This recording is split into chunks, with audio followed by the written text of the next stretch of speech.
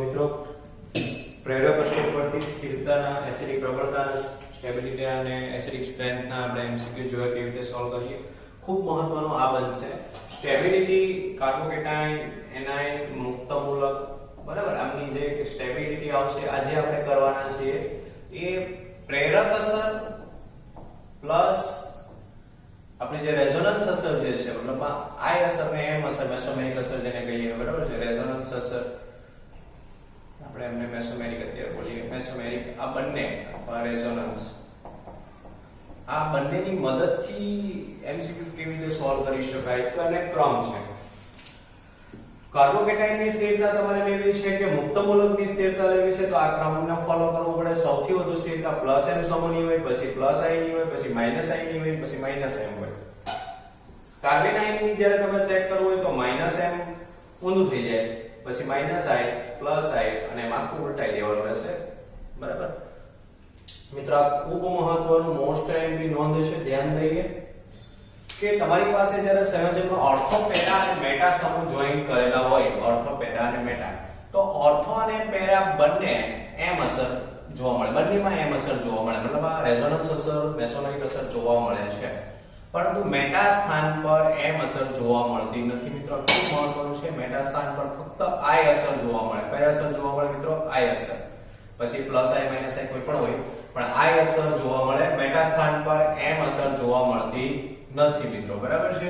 અહીંયા એમ જોવા મળશે, અહીંયા પણ એમ જોવા મળશે પણ અહીંયા એમ જોવા મળશે નહીં. અહીંયા કઈ જોવા મળશે? આઈ અસર.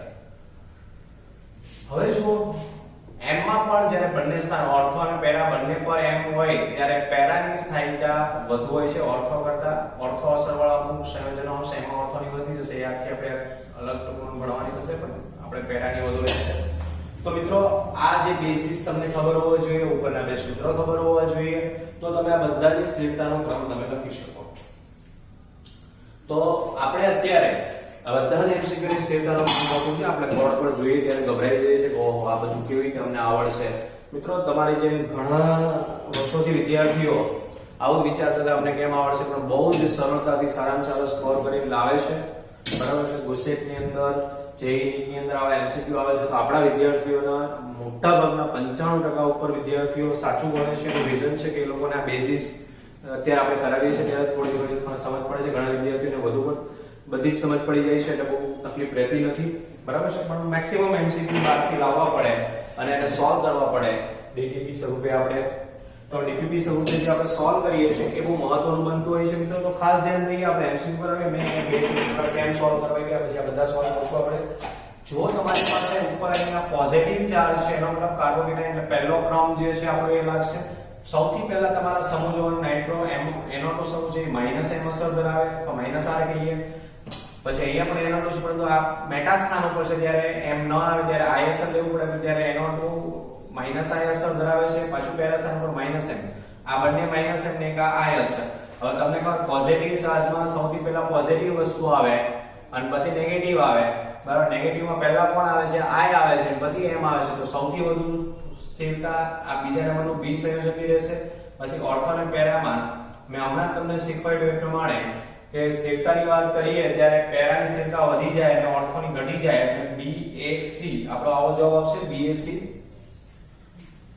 મિત્રો અહીંયા OH સમૂહ છે એ પ્લસ r અસર ધરાવે એટલે કે પ્લસ m અસર ધરાવશે. r એટલે કે m બંને ગમે તે લખો ચાલે. પ્લસ m અસર ધરાવે. આ મેટા સ્થાન ઉપર છે એટલે માઈનસ i અસર ધરાવશે. મેટા ઉપર i જ આવે ધ્યાન આપજો બેટો. અને પાછું OH છે એટલે આ સિસ્ટમ આવી. હવે આપણી પાસે આ કાર્બોકેટાઇન કે એનાઇન નથી પણ મુક્ત મૂલક છે પરંતુ એ પણ એમાઇન પ્રમાણે એમાં પણ તમારી પાસે પ્લસ m જે છે એની સ્થિરતા સૌથી વધુ હશે. પ્લસ m વાળા બે સંયોજનો છે બરાબર છે. હવે બે સંયોજનો પ્લસ m વાળા છે અને i વાળું એક છે તો પ્લસ m વાળા બે સંયોજનો છે એમાંથી મેં તમને કીધું એ પ્રમાણે સૌથી વધુ સ્થિરતા અહીંયા આપણે સોરી જવાબ આપણે તો ચેક કરો. સૌથી વધુ સ્થિરતા કોની રહેશે? પ્લસ m વાળા પહેલા આવશે. અહીંયા પ્લસ m છે એટલે પહેલા આપણે લેવું પડશે.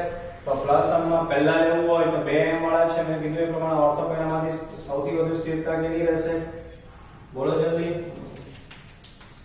ઓર્થોની રહેશે કે પેરાની રહેશે? તો પેરાની રહેશે એટલે આપણું C જે છે બરાબર એ વધુ રહેશે, I છેલ્લે આવશે, માઈનસ I આપણે પહેલા આવે. એટલે મિત્રો આપણી પાસે અહીંયા બહુ સમજવા જેવું છે. સૌથી પહેલા પેરા એટલે C લેશું, પછી A લેશું અને પછી B લેશું. આ રીતનો ક્રમ રહેશે. મિત્રો આમાં ધ્યાન દઈએ. પાછું એક સિસ્ટમ પર આપણે આવ્યા. આ પ્લસ M અસર, આ પ્લસ M અસર, આ માઈનસ I અસર, પાછું આ પ્લસ M અસર. તો તમને મેં કીધું કે સૌથી વધુ સ્થિરતા કોની હશે? આમની હશે. એટલે આને તમે A નામ આપો, આને B નામ આપો અને આને C નામ આપો. તો તમારી પ્રમાણે C વધુ રહેશે, પછી તમારું A આવશે, પછી આપણે છેલ્લે લાસ્ટ પર B આવશે. મિત્રો બહુ સમજવા જેવું છે, કારણ કે તમે કાર્બોકેટાયન અને કાર્બોએનાયનની સ્થિરતાનો ક્રમ લખતા હો ત્યારે તમારે આ જે છે એ ભૂલવું ન જોઈએ, કારણ કે આપણે ઉપર પોઝિટિવ ચાર્જ છે, પોઝિટિવ ચાર્જમાં પ્લસ M વાળા જે છે એ વધી જતી હોય છે, જ્યારે માઈનસ I અહીંયા છે એટલે આપણી ઘટી જતી હોય છે. મિત્રો આ બંને સમૂહ કરાવીએ ધ્યાન દઈએ OCOR અને COR. જો COR માઈનસ M ધરાવશે, OCOR O પહેલા આવતું એટલે પ્લસ M ધરાવશે, અહીંયા O પહેલા આવે એટલે પ્લસ M. તો ઉપર પોઝિટિવ પ્લસ M વધુ એટલે આ જ આવવાનું. 5 નંબર ઉપર જોઈએ. આ જે CHO જે માઈનસ M અસર ધરાવશે, આ CHO જે માઈનસ I ધરાવશે, કારણ કે મેટા સ્થાન પર છે. તો મેટા સ્થાન પર માઈનસ M અને માઈનસ I માંથી તમે જો પોઝિટિવ ની અંદર I મોટા હોય છે એટલે I મોટા હશે એટલે તમારું જે આવશે સ્થિરતા વધુ I વાળાની થઈ જશે. મિત્રો આમાં ધ્યાન દઈએ. અહીં લખેલું છે કે NH2 M ધરાવે, આ NH2 મેટા સ્થાન પર છે એટલે માઈનસ I ધરાવે, NO2 માઈનસ M ધરાવે.